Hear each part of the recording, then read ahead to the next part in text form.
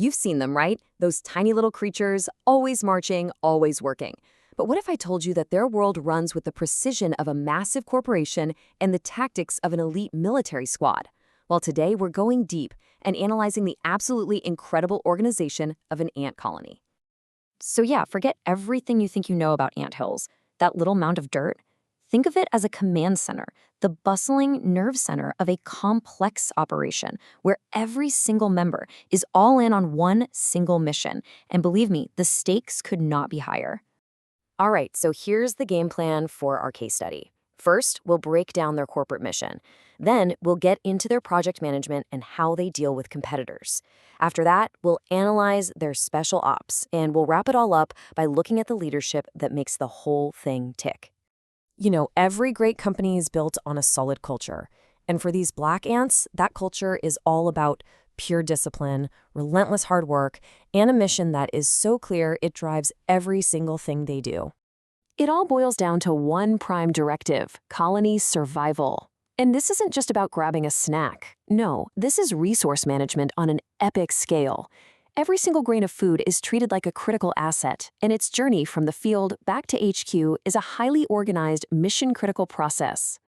Okay, having a mission is one thing, but you gotta be able to execute, right? A truly great organization needs the smarts to get around any roadblock. And this is where we see the ants' logistics and engineering division just completely shine. I mean, just look at how they tackle this problem. They hit an impassable stream, and they don't just turn back. No way. They run a whole project plan right there on the spot. First, identify the obstacle. Second, find raw materials, in this case, a piece of paper. And then they work together to engineer a solution. They literally build a boat to get the job done. I mean, that is agile problem solving at its absolute best.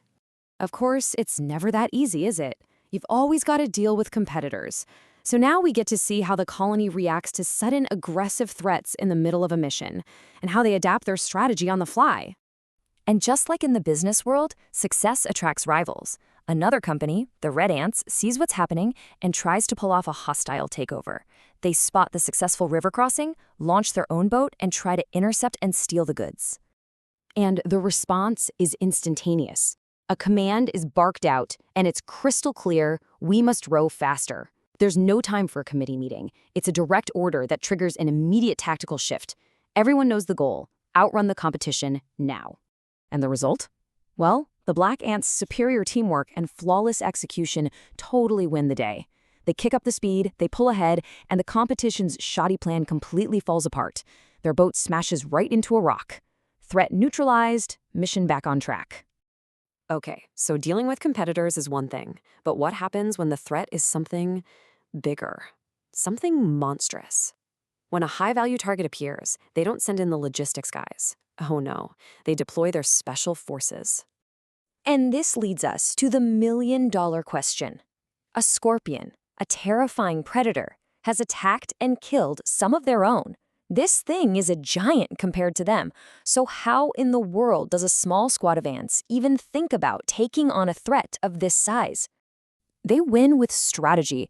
This isn't just some chaotic swarm. It's a display of calculated precision. They move like a single, coordinated unit. They even manage morale, getting over their own fear before they engage. Honestly, it's a masterclass in special operations. And here's the brilliant part. Their strategy isn't about brute force. It's about intelligence. The order comes down to hit a critical weak spot. Shoot at its eyes. They get it. To beat a much bigger enemy, you don't meet strength with strength. You find a vulnerability and you exploit it. Blinding the scorpion changes the entire game. And as if a giant scorpion wasn't enough for one day, an eagle swoops in and attacks the unit mid-mission. And what do? They handle both threats at once. They engage the eagle, they secure it, and then they get back to the primary objective. That is just an unbelievable level of focus under fire. So let's just put that success into perspective for a second. In one single operation, this elite squad took down and captured two massive threats, a scorpion and an eagle. The mission was a total success, and they brought both high-value targets back to HQ. Incredible. Now all of this, the logistics, the threat response, the elite combat ops, it doesn't just happen randomly. It needs clear, decisive leadership. So for our last section, let's look at the chain of command that's driving this whole machine. And when you lay it all out, the parallel to our own world is it's undeniable. You've got a leader, basically a CEO or a commanding officer who sets the whole strategy. You've got the elite ants acting like a special ops team, tackling the toughest problems. And the entire organization is built around that one core mission: survival. And this isn't just theory. We see this leadership making the tough calls in real time.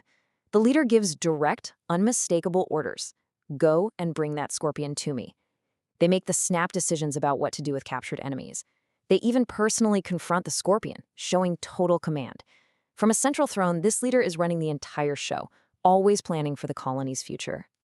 So at the end of the day, when we look at how these ants can achieve so much against such incredible odds, here's the big takeaway. It's not about their individual strength, it's about their superior system. Their command sets the mission, but the teams on the ground are empowered to think, adapt, and execute. That, right there, is their greatest weapon. And that just leaves us with one final thought to chew on. We've just seen an organization pull off mind-blowing feats of engineering, logistics, and combat, and it's all driven by pure instinct. So it really makes you wonder, if they can do all this on instinct, what are the limits of what we can achieve with intention?